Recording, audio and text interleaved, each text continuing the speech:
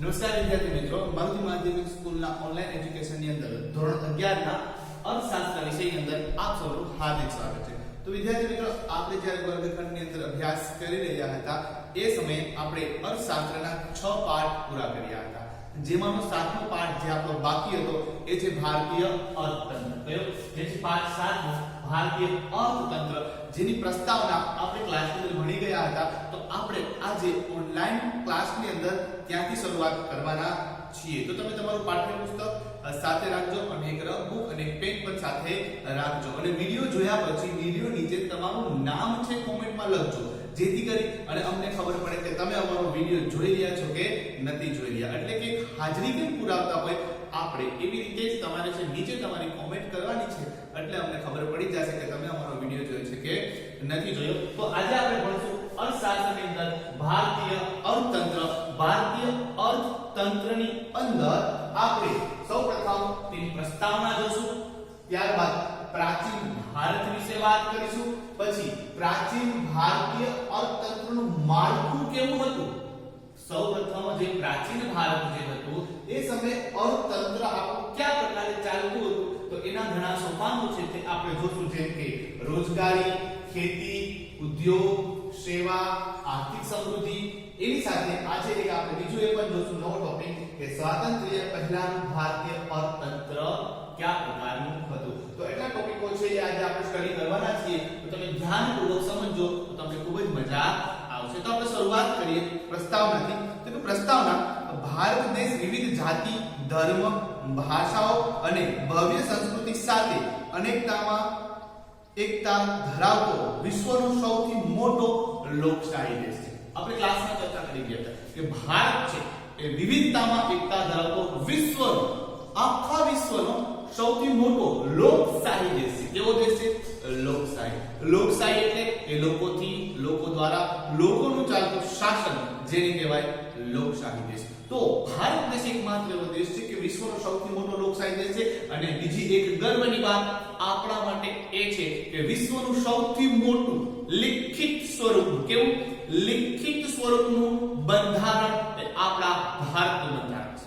વિશ્વનું સૌથી મોટું લિખિત બંધારણ એ આપણા ભારતનું બંધારણ છે, અને વિશ્વનું સૌથી મોટું બંધારણ કોનું છે એ તમારે મને જાણી નેટમાં સર્ચ કરી અને કોમેન્ટ બોક્સમાં જણાવવાનું છે કે વિશ્વનું સૌથી મોટું બંધારણ કોનું છે, જ્યારે વિશ્વનું સૌથી મોટું લેખિત, કેવું લેખિત બંધારણ આપણું છે।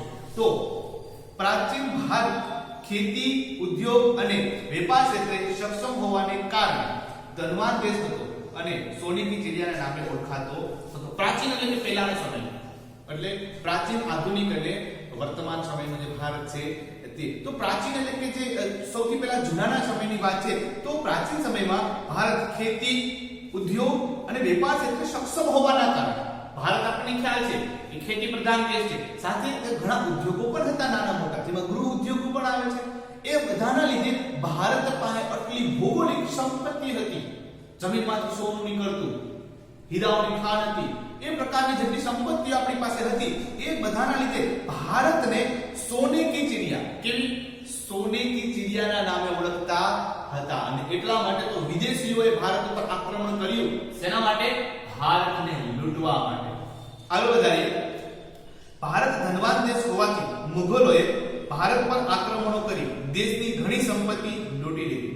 ભારત ધનવાન દેશના લીધે મુગલ સામ્રાજ્ય જે ઈરાકથી આવતા હતા એ બધાએ ભારતને લૂંટવા માટે ભારત પર આક્રમણ કર્યા। માત્ર મુગલ હતા, ઘણા બધા હતા। સૌથી પહેલો ડરાયસ હતો, ત્યારબાદ સિકંદર આવ્યો હતો, તો ઘણા બધા રાજાઓ જે છે એ ભારતમાં આવ્યા અને ભારતને લૂંટીને ચાલ્યા ગયા, પણ મુગલોએ સૌથી વધુ રાજ કર્યું છે ભારતમાં, એટલા માટે મુગલની વાત આમાં વિશેષતાથી કરવામાં આવી છે। તો કે ભારત ધનવાન દેશ હોવાથી મુગલોએ ભારત પર આક્રમણો કરી દેશની ઘણી સંપત્તિ લૂંટી। 16મી સદીની શરૂઆતથી 19મી સદીના મધ્ય સુધી, 16મી સદીની શરૂઆત સુધી, 16મી આપણે પ્રસ્તાવના ભણીએ છીએ આજે, 16મી સદીની શરૂઆતથી છે 19મી સદીના મધ્ય સુધી, એટલે કે ઈસવીસન 1560 થી 1858, એટલું ઈસવીસન 1526 થી કેટલા? 1526 26 થી જોવા જઈએ આપણે તો કે 1526 થી 1858 સુધી ક્યાં સુધી 1858 સુધી ભારતમાં 1858 સુધી ભારતમાં કયું શાસન રહ્યું તો કે 1526 થી 1858 ભારતમાં મુગલ સામ્રાજ્યનું શાસન હતું. મુગલ બાદશાહો રાજ કરતા હતા, જેમાં આપણે પ્રથમ જોવા જાય તો કે બાબર પછી તેમનો છોકરો હુમાયુન પછી અકબર પછી જહાંગીર પછી શાહજહાં પછી ઔરંગઝેબ. ઓકે, તો આ ઘણા બધા જે મુગલ બાદશાહો હતા જેમણે ભારતમાં એમ કે 7 પેઢીઓ સુધી શાસન કર્યું. ત્યાર પછી ભારતમાં વેપાર અર્થે ફ્રેન્ચ પછી અંગ્રેજ પ્રજા આવે છે, એમાં તો કે ફ્રેન્ચ, પોર્ટુગીઝ, ડચ અને અંગ્રેજો આવ્યા. અંગ્રેજોએ 1757 થી 1947 થી 1947 સુધી 18મી સદીના મધ્યથી 20મી સદીના મધ્ય સુધી 18મી સદીનો મધ્ય ભાગ અને 20મી સદીના મધ્ય ભાગ સુધી જે એ ભારતમાં પોતાનું આધિપત્ય, પોતાનું સામ્રાજ્ય તેને બનાવ્યું. 1757 થી 1858 સુધી ઈસ્ટ ઇન્ડિયા કંપનીનું શાસન રહ્યું હતું અને 1858 થી 1947 સુધી બ્રિટિશ સરકારનું શાસન ભારતમાં સ્થાપિત થયું હતું. 15મી ઓગસ્ટ 1947 ના રોજ ભારત છે એ સ્વતંત્ર દેશ બન્યો. આટલા બધા જે શાસનો આવ્યા ભારતની અંદર, મુગલો આવ્યા, ડચ આવ્યા, ફ્રેન્ચ આવ્યા, અંગ્રેજો આવ્યા, છેલ્લે ઈસ્ટ ઇન્ડિયા કંપનીનું રાજ આવ્યું. છેલ્લે અંતે ભારત છે એ આઝાદ થયું અને અંગ્રેજોએ જે કહેવાય કે હવે બધા ભારતમાં 190 વર્ષ રાજ કર્યું. 190 વર્ષની અંદર ભારતને ઘણો કંગાલ કરી નાખ્યો. જેટલું અંગ્રેજોએ ભારતને લૂંટ્યું છે એટલી બીજી કોઈ પ્રજાએ ભારતને લૂંટ્યું નથી. તો આ હતી એની પ્રસ્તાવના. હવે આપણે આગળ વધીએ પ્રાચીન ભારત તરફ. હવે આપણે જે જોવાના છે ટોપિક છે પ્રાચીન ભારત. તો કે પ્રાચીન ભારત હિન્દુસ્તાન કહેવાતું. પ્રાચીન સમયે ભારતના ઘણા બધા નામ હતા. મેં તમને ક્લાસમાં કીધા હતા, ભારતવર્ષ, આર્યવ્રત, ભારતખંડ. પરંતુ આની અંદર જે આપણે હિન્દુસ્તાનનો ઉલ્લેખ કર્યો છે એટલે આપણે અર્થશાસ્ત્રની દ્રષ્ટિએ પ્રાચીન ભારતને હિન્દુસ્તાન શબ્દ વાપરવાના છે. તો કે પ્રાચીન ભારત હિન્દુસ્તાન કહેવાતું, જેમાં વિશ્વની બે મહાન પ્રાચીન સંસ્કૃતિઓ, એક છે સિંધુ ખીણની સંસ્કૃતિ અને બીજી છે આર્ય સંસ્કૃતિ. સિંધુ ખીણ મોહેંજો-દારોની સંસ્કૃતિ. તમે એક ઋતિક રોશનનું મૂવી છે સરસ મજાનું મોહેંજો-દારો, એ જોજો. એ મોહેંજો-દારો સિંધુ ખીણની સંસ્કૃતિ છે એ સૌથી પ્રાચીન. તમને જ્યારે પણ એમ પૂછવામાં આવે કે ભારતની સૌથી પ્રાચીન સંસ્કૃતિ કઈ, તો કે સિંધુ ખીણની સંસ્કૃતિ. કઈ? સિંધુ ખીણ. સિંધુ ખીણ એટલે કે એ જે સંસ્કૃતિ છે એ સંસ્કૃતિના લોકો જે છે સિંધુ નદીના કિનારે રહેતા હતા. ક્યાં રહેતા હતા? સિંધુ નદીના કિનારે રહેતા હતા, એટલે એને સિંધુ ખીણની સંસ્કૃતિ પણ કહેવામાં આવે છે અને મોહેંજો-દારો એના નગરોને કહેવામાં આવતું હતું. અને એના પછી આવે છે આર્યની સંસ્કૃતિ. વિશ્વના દેશોમાં પ્રાચીન ભારત આર્થિક રીતે સમૃદ્ધ હતો. વિશ્વના જેટલા દેશો હતા એમાં પ્રાચીન જે ભારત છે એ આર્થિક રીતે કેવો તો સંભવ હતો. પહેલાના સમયમાં જેટલા પણ દેશો હતા એમાં ભારત અર્થશાસ્ત્રની દ્રષ્ટિએ આર્થિક રીતે ખૂબ જ સંપન્ન અને ધનવાન દેશ હતો. એટલે તેને સોનેની ચિડિયા કહેવામાં આવતો હતો. વિશ્વના દેશોમાં પ્રાચીન ભારત આર્થિક રીતે સમૃદ્ધ હતો. પ્રાચીન ભારતના ખેડૂતો સાહસિક અને સમૃદ્ધ હતા. પ્રાચીન ભારતના ખેડૂતો સાહસિક તો હતા, સાથે સમૃદ્ધ પણ હતા. વિશ્વમાં ભારત ખેતીની વિવિધતા અને આધુનિકતા ધરાવતો દેશ હતો. ભારત છે એ માત્ર ખેતી ન કરતો પણ આધુનિક ખેતી માટે પણ કેવો હતો? પ્રખ્યાત હતો. પ્રાચીન ભારતના ઉદ્યોગોનો વિશ્વમાં ડંકો વાગતો હતો. પ્રાચીન સમયમાં ઉદ્યોગ ક્ષેત્ર પણ ભારતનો વિશ્વમાં ડંકો વાગતો હતો. વિશ્વમાં તેની પ્રશંસા થતી હતી. કાપડ ઉદ્યોગ, શણ ઉદ્યોગ, કાગળ ઉદ્યોગ, કોલસા ઉદ્યોગ, ગળી ઉદ્યોગ, રબર ઉદ્યોગ વગેરે ક્ષેત્રે પ્રાચીન ભારત વિકસિત હતું. આ જે ઉદ્યોગોના મેં નામ લીધા તમે ટીક કરી રાખજો કે આ બધા ઉદ્યોગોમાં પ્રાચીન ભારત છે એ સૌપ્રથમ મોખરે હતું. તેના નિકાસમાં પણ કેવું હતું? ખૂબ જ મોખરે હતું. કપડાના ઉત્પાદન અને નિકાસમાં ભારત વિશ્વમાં મોખરે રહ્યું છે. તમને પ્રશ્ન પૂછાય કે નિકાસમાં પ્રાચીન ભારત છે કયા ઉદ્યોગમાં મોખરે હતું? તો કે કાપડ ઉદ્યોગ અને ભારતની અંદર કાપડ નિકાસની અંદર છે એ કેવું હતું? ભારત ખૂબ જ મોખરે જોવામાં આવતું હતું. ત્યારબાદ ભારતનો વેપાર વિશ્વ પ્રસિદ્ધ હતો. પ્રાચીન સમયમાં ભારતના વેપારીઓ જળમાર્ગે વિશ્વના વિવિધ દેશોમાં ભારતના મરી મસાલા, તજ, તેજાના, સુતરાઉ કાપડ, ગરમ કાપડ, મલમલ, ગળી વગેરેનો વેપાર કરી અઢળક નાણાં મેળવતા હતા. આમ ભારતના વેપારીઓ આર્થિક રીતે સંપન્ન હતા. સૌપ્રથમ આપણે ખબર છે કે વેપાર માટેનું કોઈ માધ્યમ હતું કે એક દેશમાંથી બીજા દેશે માલ પહોંચાડવા માટેનું કોઈ માધ્યમ હતું તે જળમાર્ગ હતો. કેવો હતો કે જળમાર્ગ એટલે બધા જતા વાહનની અંદર માલો જતા અને એક દેશમાંથી બીજા દેશમાં જતા એટલે કે નિકાસ થતી. નિકાસ એટલે આપણા દેશની વસ્તુ બીજા દેશમાં મોકલવી જેને કહેવાય નિકાસ.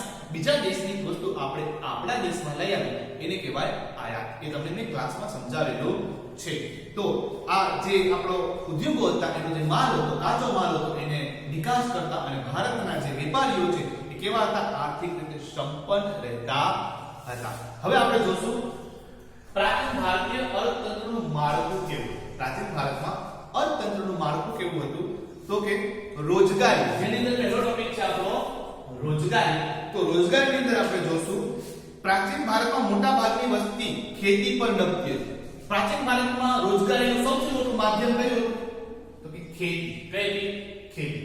લોકો મોટા ભાગની રોજગારી ખેતીમાંથી મેળવતા હતા અને એટલે તો ભારતને છે ખેતી પ્રધાન દેશ કહેવામાં આવે છે ને. તમને પૂછે કે ભારત છે કેવો દેશ છે? તો કે ભારત કૃષિ પ્રધાન દેશ છે. કેવો છે?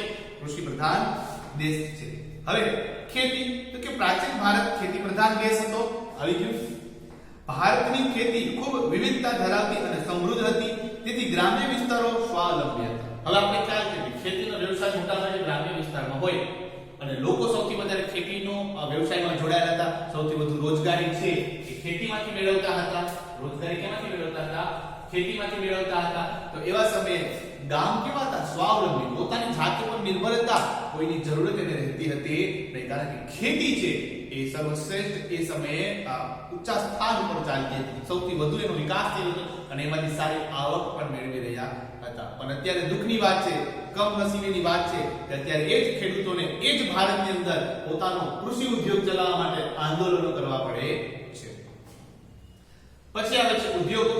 પ્રાચીન ભારત ઔદ્યોગિક પેદાશોનું ઉત્પાદન કરનાર દેશ હતો. પ્રાચીન ભારત છે ને એ ઔદ્યોગિક પેદાશોનો એટલે કે કાચો માલ, જેને આપણે રો મટીરીયલ કહીએ છીએ, એ ઉત્પાદન કરવામાં મોખરે સ્થાને હતો. જેમ કે કોઈ પણ દેશને છે કે કાંઈ બનાવવું તો કાચો માલ ક્યાંથી? તો કે ભારતથી લઈ જતા હતા.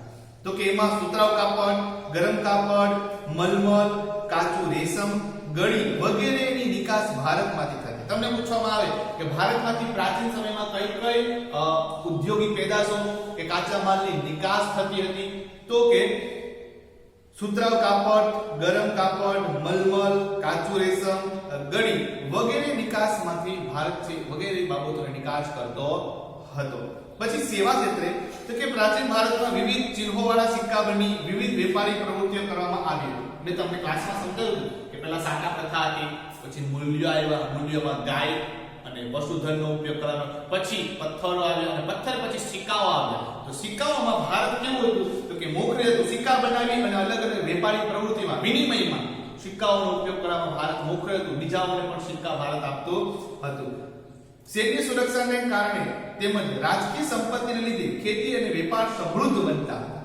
સૈન્ય સુરક્ષા પણ સારું હતું અને રાજકીય ગતિવિધિ પણ ખૂબ સારી હતી. એટલે ભારત એક સમૃદ્ધ દેશ હતો. પહેલાના સમયની વાત છે, પ્રાચીન સમયની વાત છે. વર્તમાન તો કેવું છે તમે જોવો જ છો.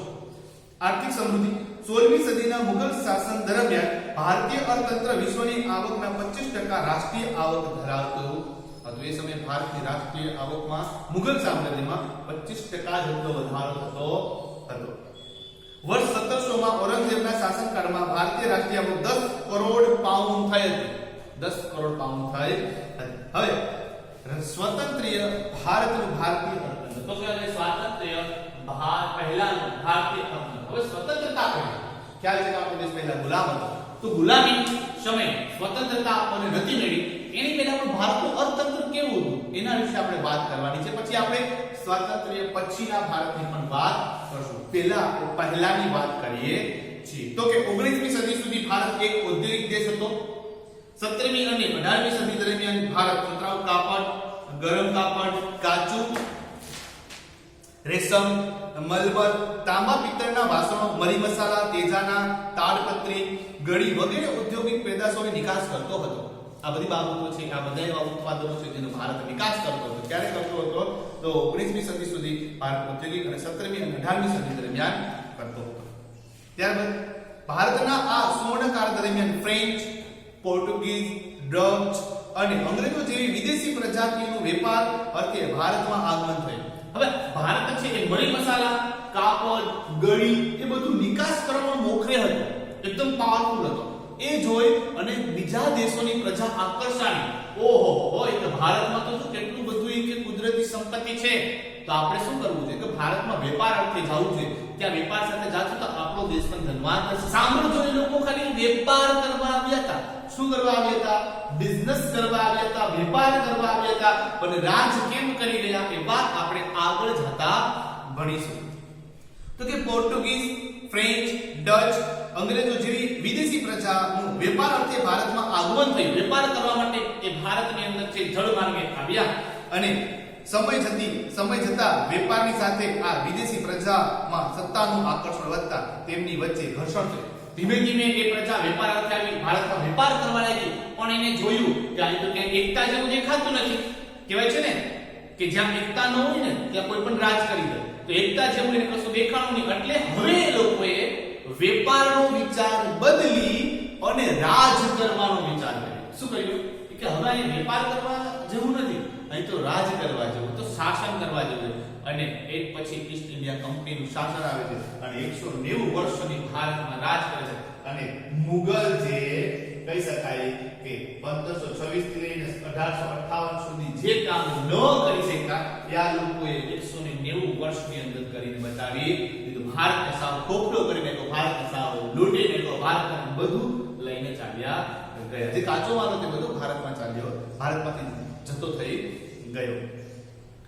અને ધીમે ધીમે બ્રિટનની ઔદ્યોગિક ક્રાંતિ અને બ્રિટનનો રાજકીય સાથ મળતા અંગ્રેજોએ ભારતમાં સત્તાનો પગદંડો જમાવ્યો અને વર્ષ 1757 થી 1947 સુધી ભારત પર શાસન કર્યું. ક્યારે કર્યું? 1757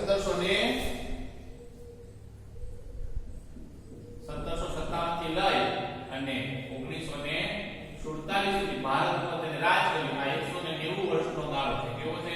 190 વર્ષની અંદર તો ભારતને સંપૂર્ણ રીતે લૂંટી લીધું અને એ લોકોએ ભારત પર રાજ કર્યું. તો આજે આપણે જે ભણ્યા એ પ્રસ્તાવના ભણ્યા ભારત પ્રાચીન સમયમાં કેવો હતો, કઈ કઈ પ્રજા ભારત પર શાસન કરવા આવી અને ભારત ધીમે ધીમે ગુલામ કેમ બન્યું અને ભારત અર્થતંત્ર કેવું સારું હતું ને કેવી રીતે વિકસા, કેવી રીતે તે લૂંટાયું, ભારતને સોને કી ચિડિયા સુકામ કહેવામાં આવતો હતો.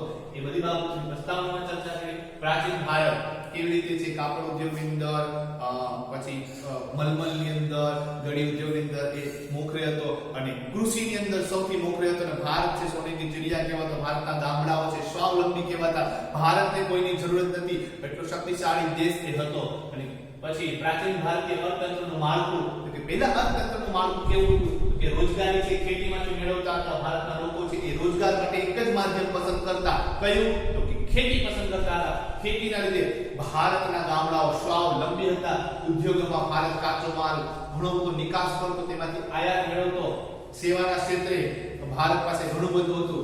ભારત છે એ નિકાસ પણ કરતું. એની સાથે સાથે છે એ ભારત છે પ્રાચીન ભારતમાં વિવિધ સિક્કાઓ બનાવતો અને સિક્કાઓનો પછી વેપારીઓને આદાન પ્રદાન કરતું. આર્થિક સમૃદ્ધિ રીતે પણ ભારત એકદમ સ્વતંત્ર સમૃદ્ધ દેશ હતો. અને સ્વતંત્રતા પહેલાનું ભારતીય અર્થતંત્ર, તો કે સ્વતંત્રતા પહેલા પણ ભારત છે એ સારું હતું. પણ જ્યારે ગુલામી આવી ત્યારે ભારત ધીમે ધીમે છે એ આપણા મરી મસાલાઓ, આપણા ઉદ્યોગોને જોઈ અને વિદેશી પ્રજા આપણે ત્યાં વેપાર કરવા આવી અને રાજ કરી ગઈ. અને છેલ્લે આપણો ભારત છે એ 1757 થી 1947 સુધી 190 વર્ષ સુધી અત્યંત ગુલામીમાં રહ્યો અને દેશ લૂંટાતો રહ્યો. ગુલામ તો પહેલા પણ હતો, પરંતુ આ લોકોએ અહીંયા શાસન કર્યું, પોતાનો દેશ માંડ્યો અને આને લૂંટવાનું માધ્યમ કર્યું. તો અહીંયા આપણે આજે આ અર્થશાસ્ત્રની અંદર ભારતીય અર્થતંત્રના આજે મુદ્દાઓ જે પૂરા કરીએ છીએ. જ્યારે પાછો પીરિયડ આવશે ત્યારે આપણે ફરીવાર આને શરૂ કરશું કે સ્વાતંત્ર્ય પહેલાની ભારતની આર્થિક સ્થિતિ કેવી હતી, એના વિશે ચર્ચા કરીશું. તો ત્યાંથી તમને જય હિન્દ, વંદે માતરમ.